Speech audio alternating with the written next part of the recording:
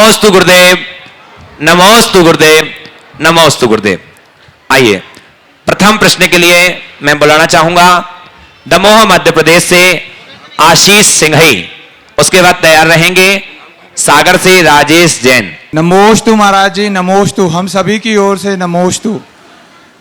महाराज जी, मेरा प्रश्न है, जीवन में होने वाले उतार चढ़ावों को हम कर्मों से तौलते हैं। जिस प्रकार कहते हैं अगर अच्छा हुआ तो हमारे पुण्य का उदय है, अगर कुछ अच्छा नहीं हुआ तो हमारे पापों का उदय है। जिस प्रकार कर्म ऊपर चढ़ने पर नीचे चढ़ने पर इस प्रकार से हमारी स्थितियां बदलती हैं, तो फिर भाग्य क्या है? कई बार हम भाग्य को भी दोष देते हैं या भाग्य को अच्छा बोलते हैं, तो कर्म और भाग्य में क्या संबंध है? देखिए, एक कार्य की उत्पत्ति में अनेक कारण होते हैं। आम धारणा में कर्म को इतना ज़्यादा महत्व दे दिया गया कि हर बात को लोग कर्म कर्म कर्म से ही जोड़ते हैं। कर्म कुछ नहीं करता ये बात भी ठीक नहीं, और कर्म ही सब कुछ करता है ये बात भी ठीक नहीं। कर्म के साथ हमारा भाग्य भी जुड़ता है, पुरुषार्थ भी है, संयोग भी है, भवितव्य भी है, बहुत सारे कारण जुड़ते हैं। उन कारणों के होने से काम होता है। लेकिन अब हम क्या करें जब भी हमारे साथ कुछ हो? तो मैं एक बात आप सबके लिए कहता हूँ कि अपने जीवन में अगर इस बात को ध्यान में रखें तो हमारे जीवन में किसी भी प्रकार की दुविधा नहीं आएगी।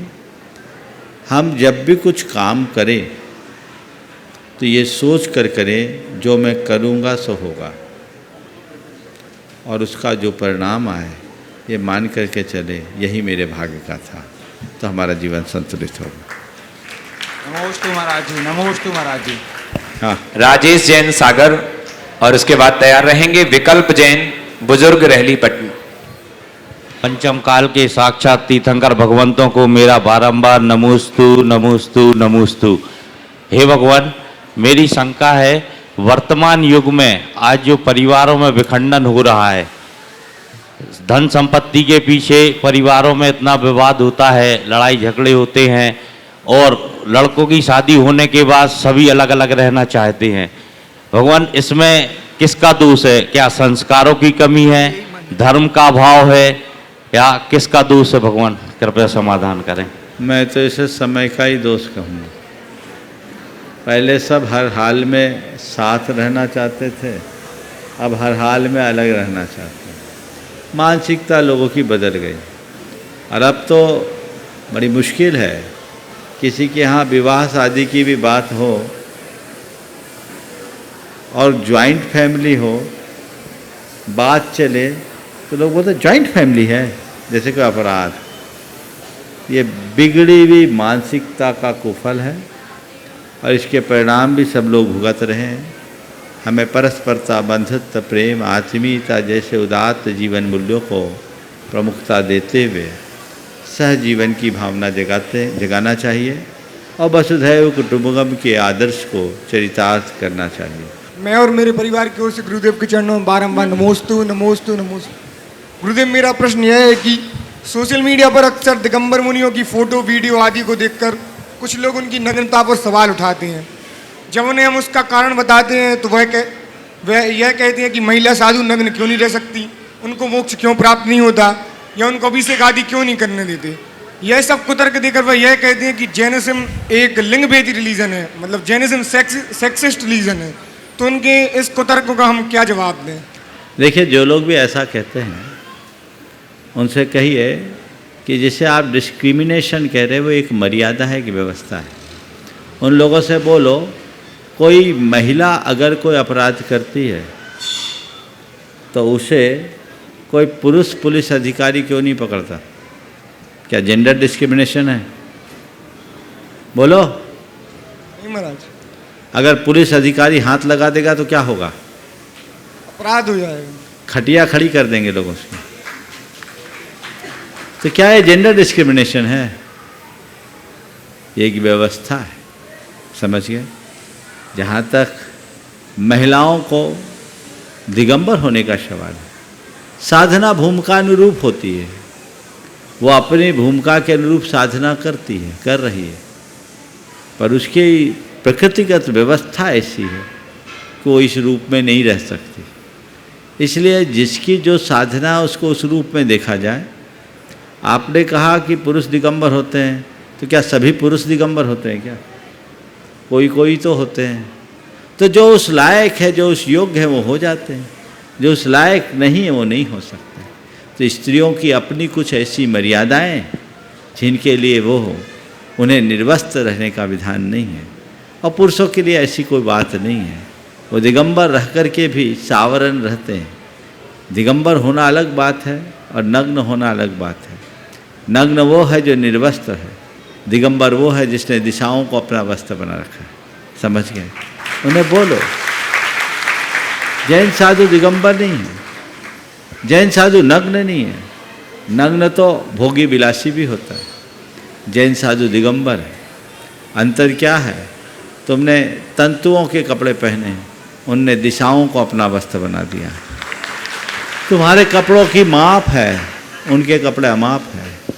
तुम्हारे कपड़े रोज़ धोने पड़ते हैं, तुम्हें रोज़ बदलने पड़ते हैं। हमें न धोने की चिंता न बदलने की चिंता। एक बार ओढ़ लिया पूरी जिंदगी वो चलेगी। इसलिए उनसे ये कहो कि तुम दिगंबर साधु की साधुता को देखने की कोशिश करो।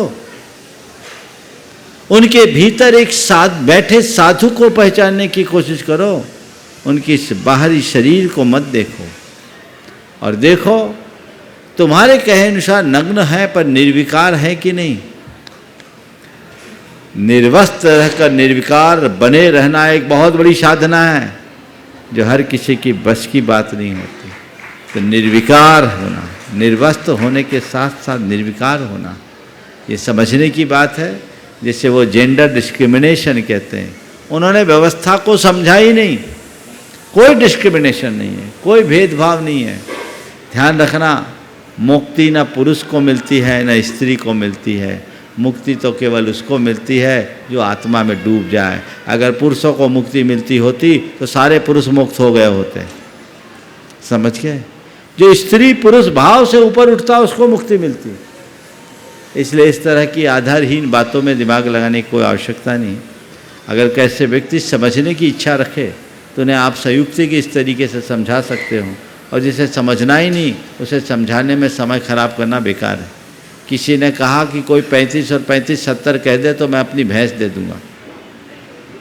35 और 35 70 कह दे तो मैं अपनी भैंस दे दूंगा। उसकी घरवाली घबराई, बोले ऐसा तो कोई भी कह देगा, बाल बच्चे क्या खाएंगे, भैंस दे दोगे तो। ऐसा तो कोई भी कर देगा, कह देगा, और तुम भैंस दे दोगे तो बाल बच्चे क्या खाएंगे। उसने कहा अरे पगली कहने तो मैं मानूंगा तब तो। जिनको मानना ही नहीं है उनके लिए दिमाग लगाने का कोई औचित्य नहीं। श्रीमती मीना इमलिया ललितपुर से, उसके बाद तैयार रहेंगी सुश्री स्नेहा सेठी हजारीबाग। गुरुवर के चरणों में चंद पंक्तियां। पंक्तियां नहीं, सवाल। महाराज जी पंक्तियां। बिल्कुल नहीं। संतप्त पीड़ित मनुज जन को है भावना योग का सहारा। अगर मन में हो कोई भी शंका, समाधान मिलता गुरुवर के द्वारा, समाधान मिलता गुरुवर के द्वारा। गुण स्थान की चर्चा समझ न आती, गुण स्थान की चर्चा समझ न आती, दर्शन से होवे समाधान गुणायतन के द्वारा। ऐसे पूज्य मुनि श्री प्रमाण सागर जी महाराज को शतशत काल बंदन हमारा, शतशत काल बंदन हमारा। गुरुवर सम्यक दर्शन की चारों अनुयोगों में 4 प्रकार से परिभाषाएं दी गई हैं। जैसे प्रथमानुयोग चरणानुयोग में तत्वार्थ श्रद्धानम सम्यक दर्शनम या देवसा रूप श्रद्धानी सम्यक दर्शन। करणानुयोग में मोहिनी कर्म की 7 प्रगतियां का उपशम 6 उनके द्वारा सम्यक दर्शन। और द्रव्यान योग में आत्मानुभूति के द्वारा सम्यक दर्शन। फिर अर्धपुद्गल परावर्तन काल किस सम्यक दर्शन के होता है, के द्वारा होता, और यदि उसके द्वारा होता है तो बाकी 3 अनुयोगों के सम्यक दर्शन का क्या फल मिलता है, कृपया मार्गदर्शन दें। देखिए, सम्यक दर्शन एक है, परिभाषाएं भले अलग हों। हम अलग अलग दृष्टि से कह देते हैं, लेकिन इसका मतलब नहीं कि अलग अलग परिभाषा वाला सम्यक दर्शन भी अलग अलग है। सम्यक दर्शन एक। हम जब आचार व्यवहार को देखते हैं तो कहते हैं देवगुरु धर्म पर जिसकी श्रद्धा है वो सम्यक दृष्टि। पर देवगुरु धर्म पर श्रद्धा होने के बाद भी वो सम्यक दृष्टि तभी होगा जब उसके भीतर के वैसे कर्म बदलेंगे, सम्यक विरोधी कर्म का विनाश होगा, तब वो सम्यक दृष्टि होगा। इसी तरह जब हम पुराणों को देखते हैं, कहते हैं तो इसने किसी को देखा और उसको देखकर सम्यक दृष्टि हो गया, तो उसने सम्यक दर्शन ग्रहण कर लिया, मिथ्यात्व को त्याग दिया। ये तो ऊपर की क्रिया है। यथार्थ से सम्यक दृष्टि तब है जब भीतर कर्मों का क्षय उपशम है। अध्यात्म शास्त्रों की बात करते हैं तो हम कहते हैं जो अपने आत्मा में लीन है, जो अपनी आत्मा का प्रगाढ़ श्रद्धानी, वो सम्यक दर्शन है, क्योंकि अध्यात्म की भाषा ही यही है। और जब हम सिद्धांत शास्त्रों की बात करते हैं तो अंतरंग कारण की बात करते हैं, जिसके कर्मों का क्षय उपशम हो। इसलिए चिन्ह होना अलग बात है और पालना अलग बात है। उसमें तो बहुत सारे जड़ चीज़ें भी हैं। असाथिया है, गदा है, कोई वस्तु है, वो कोई प्राणी तो नहीं है, उसको भी तो चिन्ह के रूप में लिया गया है। तो इसको आप कैसे देखेंगे? तो उसको जहाँ जैसी व्यवस्था वैसा देखना चाहिए। ओ श्री श्री श्री जैन पुणे प्रमाणिक समूह समन्वयक, और उसके बाद तैयार रहेंगे श्री अमरेश जैन, श्रीमती सुषमा जैन, वैशाली नगर भिलाई। नमोस्तु महाराज श्री। मेरा थोड़ा अटपटा सा प्रश्न है, मैं बार बार परेशान करता है। जो हम बोलते हैं कि स्वभाव पे तर्क नहीं चलता, अब जैसे हम तीनों लोगों को देखते हैं, ये दुनिया 6 द्रव्यों से बनी है और तीनों लोकों में अनंत लोकाकाश के बीच में जो है 3 लोक आ गए, कैसे आ गए? उसके बीच में इतने सारे जीव हैं, उसमें बहुभाग तो दुखी हैं, घूम रहे हैं, और अज्ञानतावश जहाँ सुख है वो ना जाकर के जो दुख है वो वाला रास्ता जो है वो नापते हैं। तो ये दुनिया जैसी है वैसी क्यों है? ये थोड़े प्रश्न मेरे को कई बार बार खटकते हैं। शास्त्रों में तो आता है स्वभाव में कोई तर्क नहीं चलता, मगर फिर भी तर्क कर रहे हैं। हाँ जी। अब मैं आपसे पूछूं, आपके कान 2 ही क्यों हैं? पता नहीं महाराज श्री। आंखें 2 ही क्यों हैं? पता नहीं महाराज श्री। आंखें सामने क्यों है, पीछे क्यों नहीं है? ये भी नहीं पता। तो ये भी नहीं पता तो ये भी सोच लो ऐसा क्यों, ये भी पता नहीं। स्वभावो तर्क गोचर है, इन्हें किसी ने बनाया होता तो हम उसके कारण का विश्लेषण कर सकते थे। ये अनादि अनिधन शाश्वत तत्व है, इसे न तो कोई बनाने वाला है न कोई मिटाने वाला है। तो फिर हम इसे तर्क से कैसे जोड़ें? समझ गए? तो ये जो है जिसमें हमारा तर्क लग ही नहीं सकता, उसके लिए कोई तर्क खोजना सही बात नहीं।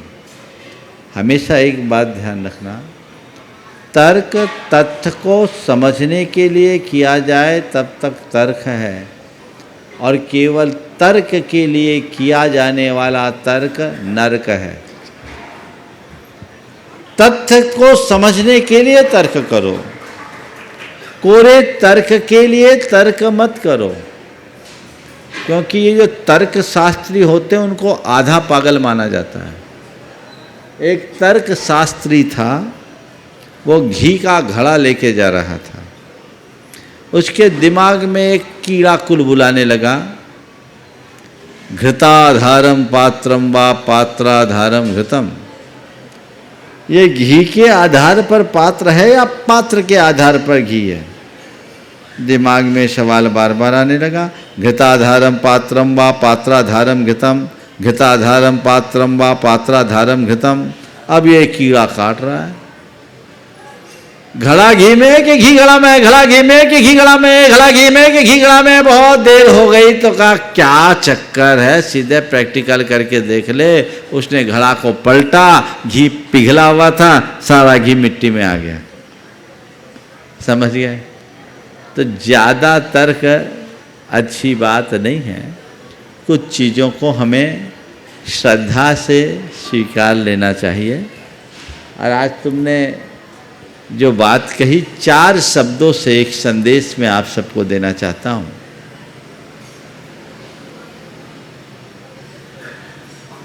विश्वास, बुद्धि, श्रद्धा और तर्क, 4 शब्द हैं। चारों के चारों शब्द जाने पहचाने हैं और सब ने इसके अर्थ भी जाने होंगे।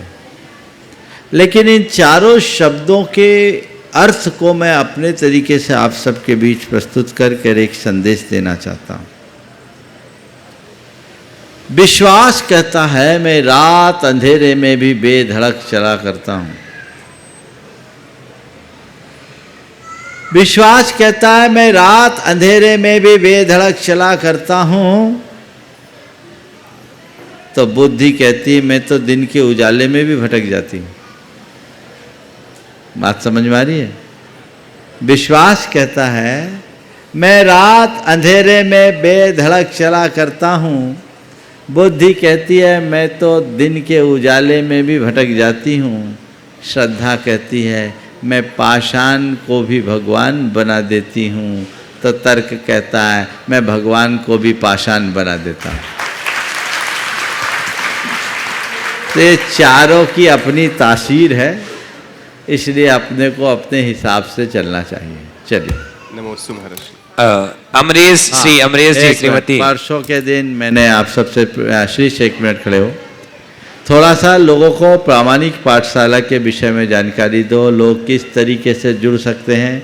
मैंने आप लोगों से परसों के दिन कहा था आप अपने बच्चों को और अपने घरों में संस्कार की ज्योत जलाए रखना चाहते हैं। आधुनिक शैली में बच्चों को धर्म का ज्ञान दिलाते हुए उनके अंदर धार्मिक संस्कारों का बीजारोपण करना चाहते हैं। तो प्रामाणिक समूह के द्वारा एक प्रामाणिक पाठशाला चल रही है जो बहुत सफलतापूर्वक चल रही है। अभी पूरी उसकी अपडेट श्रीस उनके कोऑर्डिनेटर्स में एक हैं और बहुत लगन के साथ देश विदेश के अनेक युवक और युवतियां इस कार्य में लगे हुए हैं और हजारों लोग इसका लाभ ले रहे हैं। मैं चाहता हूं उसकी संक्षिप्त जानकारी श्रीस भाई आप सबको दे और आप अपनी भावी पीढ़ी के संस्कारों को उज्जवल बनाए रखने के लिए एक बार उस प्रामाणिक पाठशाला से जरूर जुड़ें। मेरे संपर्क में बहुत से बच्चे आते कहते हैं महाराज उस पाठशाला को ज्वाइन करने से बहुत आनंद आया। अभी एक बच्चे ने, एक परिवार आया था, उन्होंने मुझसे, उनके बच्चों ने कहा महाराज 3rd लेवल जल्दी चालू कराइए, महाराज जी 3rd लेवल जल्दी चालू कराइए। तो ये एक उत्साह है बहुत अच्छे तरीके से, जैसे मैंने कहा था, लॉजिकल, साइकोलॉजिकल और प्रैक्टिकल वे में धर्म को सिखाने की कला आप अगर सीखना है तो प्रामाणिक पाठशाला के माध्यम से सीख सकते हैं। श्रीश जी 2 मिनट में अपनी बात करेंगे। तो ये पाठशाला ऑनलाइन है पूरी, 5 साल से करीबन 12-13 साल के बच्चों के लिए टारगेटेड है। और जैसे आजकल बच्चे अपनी लौकिक पढ़ाई करते हैं, क्राफ्ट एक्टिविटी करते हैं, अलग अलग तरह की उनकी पजल्स होती हैं, अलग तरह के उनके कॉमिक कैरेक्टर्स होते हैं, जो चीज़ें उन्हें आजकल लौकिक शिक्षाओं में जिस तरह से पढ़ाई जाती है उसी को ही हमने चेंज करके किस प्रकार से हम धर्म उसी तरीके से पढ़ा सकें, ये एक प्रयास किया है। तो ये जनवरी में शुरू करी थी, 2021 जनवरी में ही, अब करीबन 8-9 महीने हो गए हैं। तो पहले 6 महीने का लेवल 1 चला था इसमें, जनवरी से लेकर जून तक, और फिर लेवल 2 स्टार्ट हुआ। जो लेवल्स हैं वो 6-6 महीने के हैं और वेबसाइट पे उसकी सारी इन्फॉर्मेशन है। और साथ में हमने क्रैश कोर्सेज भी किए हैं, तो 6-6 दिन के क्रैश कोर्सेज किए हैं। एवरी डे 1 से 1.5 घंटा जो है क्लास होती है। और पहले हमने क्रैश कोर्स किया था काल चक्र के ऊपर, सब कालों के बारे में बताया। फिर दूसरा क्रैश कोर्स किया हमने एक दूसरे टॉपिक को लेकर के।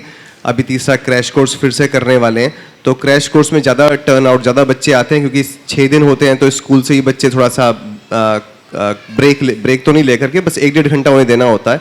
ज़्यादा समय हम नहीं लेते बच्चों का, बट फिर भी उन्हें जो है अच्छे प्रकार से संस्कार देते हैं। और बहुत बच्चों के बहुत अच्छे फीडबैक आए हैं, पेरेंट्स के बहुत अच्छे फीडबैक आए हैं। ऐसे वीडियोज़ आए हैं बच्चों के कि छोटा सा जीव मरा हुआ है तो बच्चे नमोकार मंत्र सुना रहे हैं, या किसी बच्चे ने पहले कोई चोरी करी थी तो उसके बाद वो वापस वो चीज़ रिटर्न करने गया पाठशाला होने के बाद में। काफ़ी अच्छे से रिजल्ट्स महाराष्ट्र आए हैं इसमें। देश के विदेश के, सिंगापुर, अमेरिका के भी बच्चे काफ़ी इसमें जुड़े हुए हैं। बहुत सुंदर। इससे जुड़ने की प्रक्रिया क्या है बता दीजिए। वेबसाइट जो मुनि प्रमाण सागर .net है उसी में ही जैन पाठशाला का लिंक है, और या फिर जो प्रमाणिक ऐप है उसमें पाठशाला का लिंक है, वहाँ से आप इस पे संपर्क करके जुड़ सकते हैं। आपको वॉलंटियर करना है तो वॉलंटियर करने के लिए भी जुड़ सकते हैं, और बच्चों को पढ़ाना है तो उसके लिए भी जुड़ सकते हैं। बहुत सुंदर। चलिए ये बंधुओं, इस प्रकार से आप भी अपने बच्चों को सुसंस्कारित सकें और आज की जो तकनीकी माध्यम से किस प्रकार से हम मनोरंजन के साथ साथ अपने बच्चों को सुसंस्कारित कर सकते हैं तो प्रमाणिक पाठशाला के माध्यम से अवश्य जुड़िए। हमारे बीच में अमरेश जैन, श्रीमती सुषमा जैन, वैशाली नगर, भिलाई। गुरुवर के चरणों में नमोस्तु नमोस्तु नमोस्तु। महाराज जी, दूसरों के दुख में हम दुखी हो जाएं एवं दूसरों के सुख में हमारा मन प्रसन्न हो जाए, इसके लिए हमें क्या करना चाहिए? दूसरों के दुख में दुखी हो जाएं और दूसरों के सुख में सुखी हो जाएं, इसके लिए क्या करना चाहिए? कुछ नहीं करना चाहिए। दूसरों के दुख को अपना दुख और दूसरे के सुख को अपना सुख मानने का अभ्यास बढ़ा लेना चाहिए। अपने आप सब होगा। जैसे हम अपने दुख में दुखी होते हैं और अपने सुख में सुखी होते हैं, क्योंकि हमें अपना दुख अपना लगता है, अपना सुख अपना लगता है। जिस दिन दूसरों का दुख भी हमें अपना दुख लगने लगेगा और दूसरे का सुख भी हमें अपना सुख लगने लगेगा, उसी दिन हम दूसरों के दुखों में दुखी हो जाएंगे और दूसरों के सुख में सुखी। अनुभव की बात आप देख लीजिए, आप जिनसे अपरत रहता है उसका कोई दुख होता है तो दुख महसूस होता है कि नहीं? जिनसे हमारा अपरत होता है उन्हें कुछ सुख मिलता है तो हमारा मन सुखी होता है कि नहीं? तो बस मैं एक ही सूत्र देता हूँ, अगर आप चाहते हैं यथार्थ में कि हम दूसरे के दुख में दुखी और दूसरों के सुख में सुखी हों, तो दूसरे के दुख को अपना दुख और दूसरों के सुख को अपना सुख मानना शुरू कर दें। नमोस्तु महाराज। मेरे व्यवहारिक जीवन में, मेरी दिनचर्या में सुबह से शाम शामिल मेरे आध्यात्मिक गुरु श्री प्रमाण सागर जी को बारंबार नमोस्तु नमोस्तु महाराज जी। महाराज जी, इस जगह पर जो आपने अद्भुत परिकल्पना पेश की, आत्मा से परमात्मा की ओर जाने के लिए 4D थिएटर, फ्लोरिंग राइड्स और हाइक्यू के जो संबंध में जो लोगों को उसके जवाब शायद, और ये पंचायतन शैली में जो मंदिर बनाया महाराज जी, जो माउंट आबू में श्वेतांबर शैली का प्रथम पंचायतन मंदिर है, दिगंबर शैली में, दिगंबर आमना में ये पहला पंचायतन मंदिर बनाया है।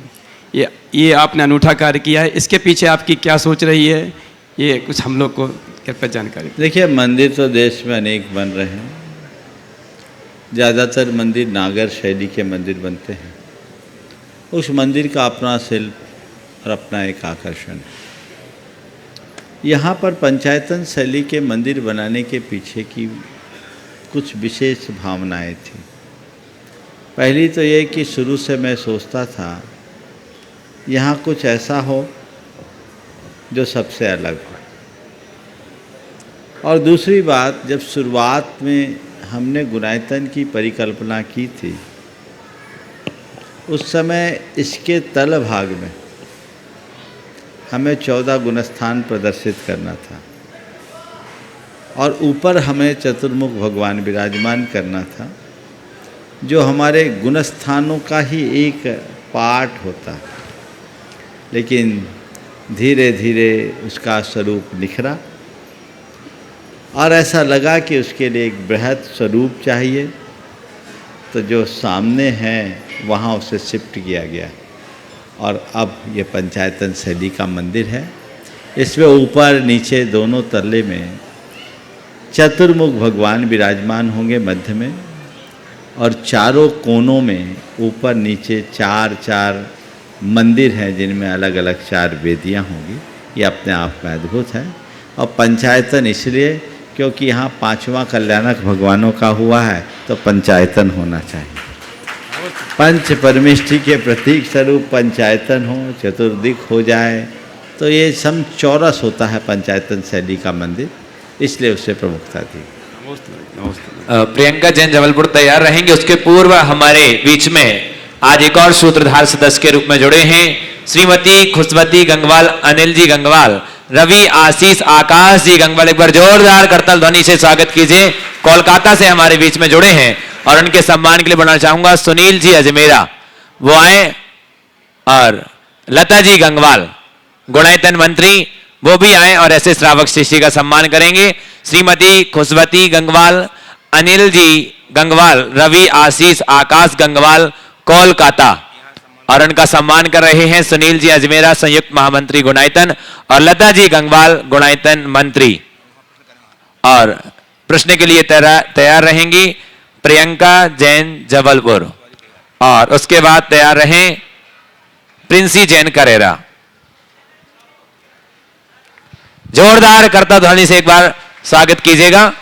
आइए अपना प्रश्न रख रही हैं प्रियंका जैन जबलपुर। महाराज जी के चरणों में मेरे और मेरे परिवार की तरफ से त्रिवार नमोस्तु नमोस्तु नमोस्तु। महाराज जी, मेरा क्वेश्चन है, कहते हैं वक्त के साथ सब कुछ ठीक हो जाता है, तो हम कुछ चीज़ें वक्त पर ही छोड़ देते हैं, पर कभी कभी सिचुएशन ऐसी हो जाती है महाराज जी हमारे साथ कि हम हालात से इतना मजबूर हो जाते हैं, तो वक्त और हालात के बीच में हम कैसे सामंजस्य बनाए रखें अपने बीच में, और उस स्थिति में अपने धैर्य को कैसे बनाए रखें कि हमारी स्थिति और हालात सामान्य कैसे रहें। बहुत अच्छा सवाल आपने किया।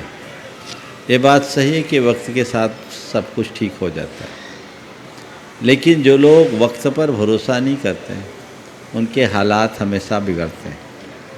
हमारी अधीरता क्यों होती? क्योंकि हमारा वक्त पर भरोसा नहीं। अगर धैर्य हमें चाहिए तो हमें वक्त पर विश्वास करना होगा, ठीक होगा। रात है, प्रभात होगा। कितनी भी सघन रात होती है, हमारे मन में मायूसी छाती है क्या? क्यों? विश्वास है सुबह होने वाली। थोड़ा देर सही, लंबी है रात, लेकिन सुबह होगी, ये विश्वास है ना। ये मन का विश्वास ही हमें अधीर होने से बचाता है। कितना भी बुरा वक्त हो, वक्त पलटेगा। एक दिन घूरे के वे दिन फिरते हैं, ये विश्वास मन में होना चाहिए। जिस हालात की हम बात कर रहे हैं वो भी तो वक्त का ही परिणाम है, इसे स्वीकार क्यों नहीं करते? जिन हालातों की हम बात करते हैं वो हालात भी वक्त का ही परिणाम है, तो हमें उसे स्वीकार करने में कतई संकोच नहीं करना चाहिए।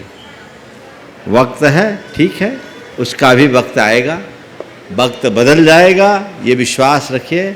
और एक बात, जब भी ऐसी कोई प्रतिकूल स्थितियां आए, मन अधीर होने लगे, बस इतना सोचो, थोड़े वक्त की बात है, थोड़े वक्त की बात है, थोड़े वक्त की बात है।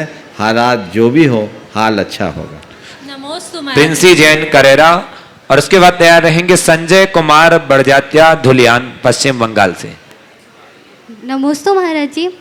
महाराज जी, मेरी जिज्ञासा है कि वर्तमान में हमारे जीवन में कोई भी दुख या संकट आता है तो कहते हैं कि पूर्व भाव में जो कर्म किए थे उसकी वजह से होगा।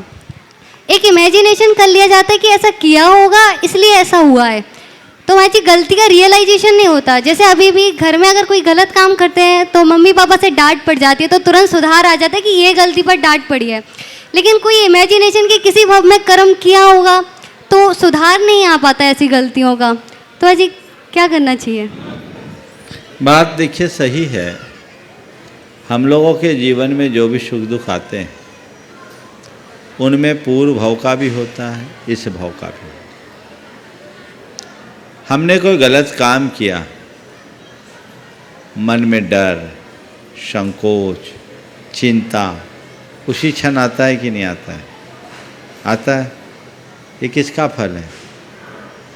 हमारे द्वारा किए गए इस जन्म के दुष्कृत्य का तात्कालिक फल है, लेकिन ये फल इतने में नहीं सिमटेगा।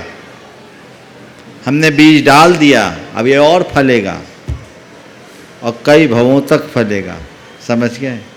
तो हम जो आज भोग रहे हैं वो आज का भी भोग रहे हैं और पीछे का भी भोग रहे हैं। आज जो भोग रहे हैं उसे भोगते हुए आने के लिए बीज बो रहे हैं, और पीछे जो बीज बोया है उसका फल आज भोग रहे हैं।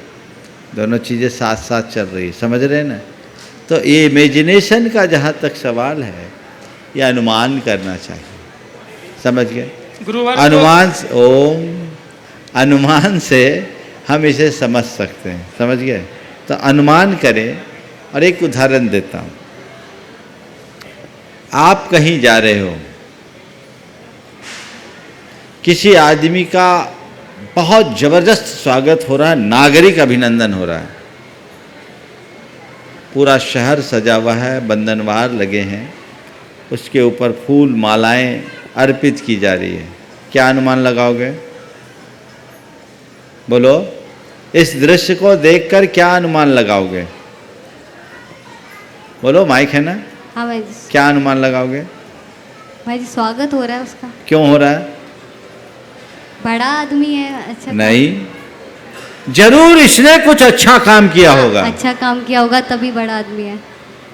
है ना। बड़ा आदमी उसका स्वागत कर रहा है, आदमी तो छोटा ही है, लेकिन स्वागत पूरा नगर कर रहा है। ओलंपिक में मेडल जीत के आया है, स्वागत हो रहा है। अच्छे कार्य की वजह से। तो जरूर इसने कोई अच्छा काम किया होगा, इसलिए इसका स्वागत हो रहा है।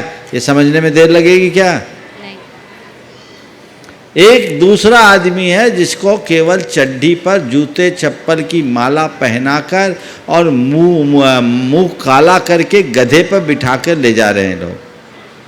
अब बोलो क्या कहोगे? कोई गलत काम किया होगा। जरूर इसने कोई गलत काम किया होगा, अभी तो नहीं किया ना, होगा। कहाँ जा रहे हैं हम?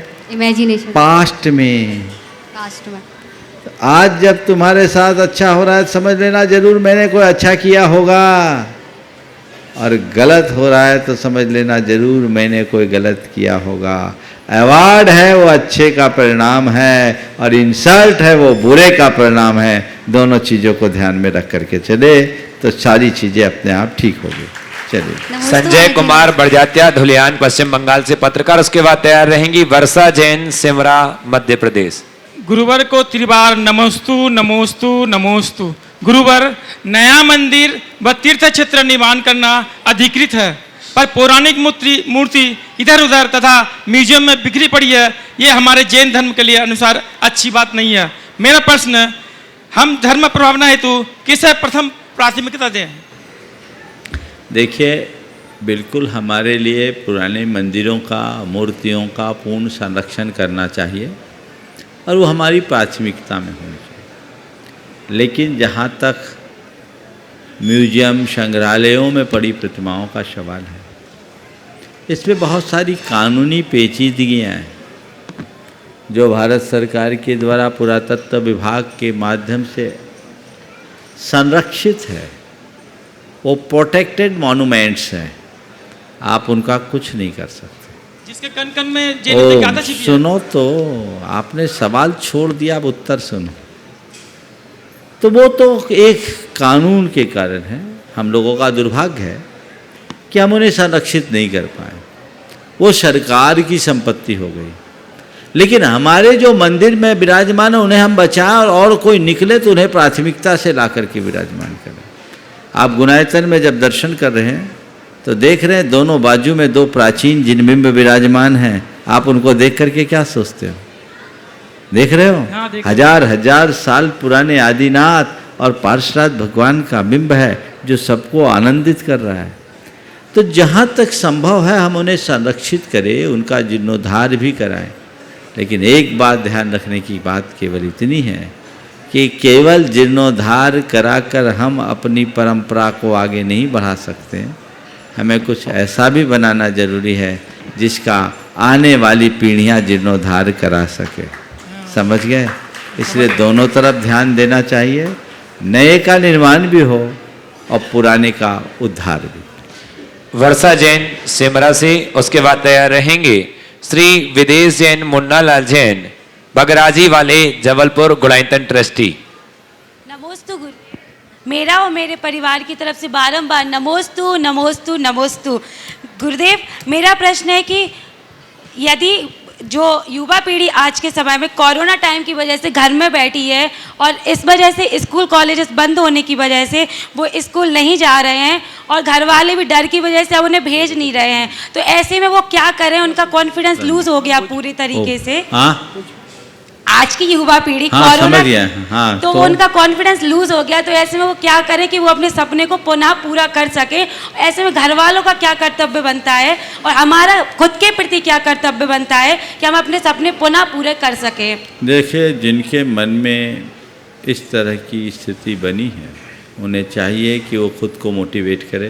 कैसे करें और गुरुदेव? परिवार के लोगों को चाहिए कि ऐसे लोगों के लिए एक सकारात्मक प्रेरणा दें।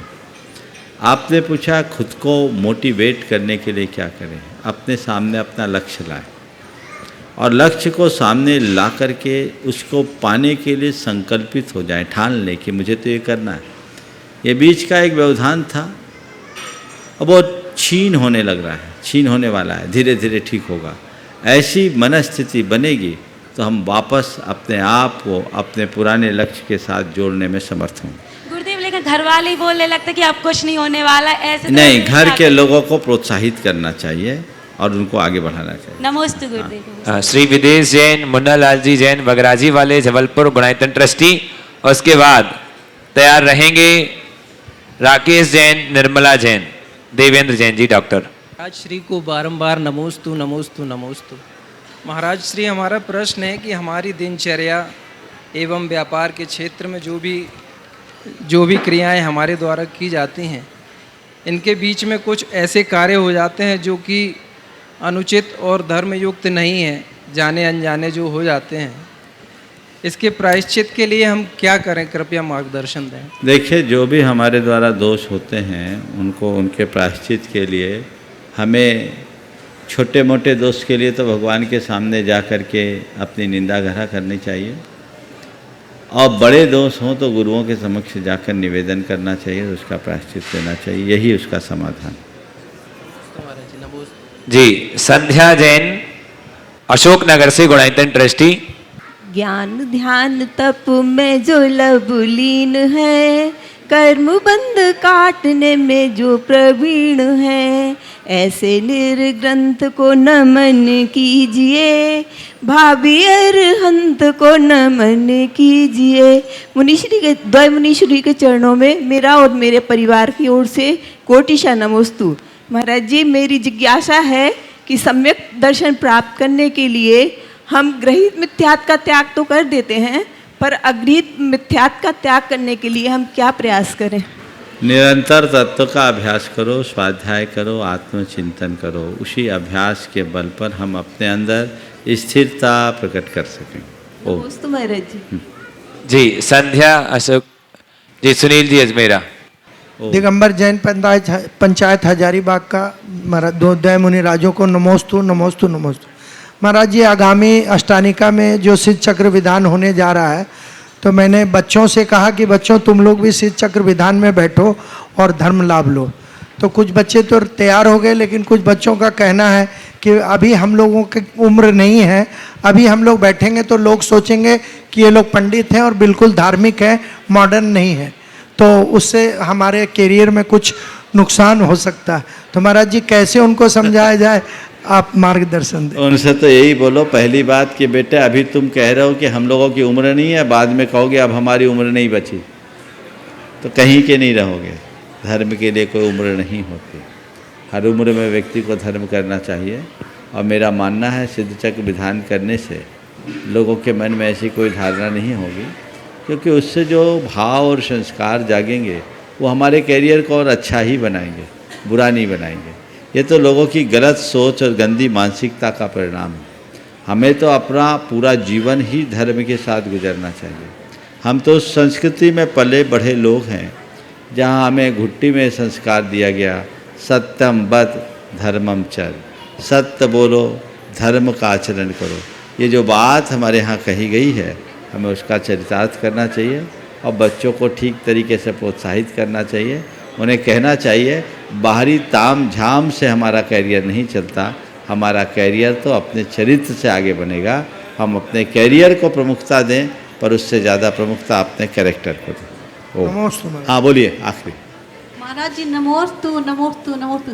महाराज जी, आपको ललितपुर से आए लगभग 28 वर्ष हो गए हैं, सारी समाज आतुर है आपके। सवाल कर लो जल्दी। सवाल ये है महाराज जी, याद आपकी जब जब आती, नाम आपका ले लेती हूँ, भक्त नीर का प्रेम बहाकर पलके अपनी धो लेती हूँ, कब दर्शन से सौभाग्य मिलेगा यही आरजू कर लेते हैं, सपनों में दर्शन हो जाते, धैर्य हृदय में धर लेते हैं। आखिर महाराज जी, ये धैर्य हम लोग कब तक धरे? आप अगली बार जब तक नंबर ना आए तब तक धैर्य रखो।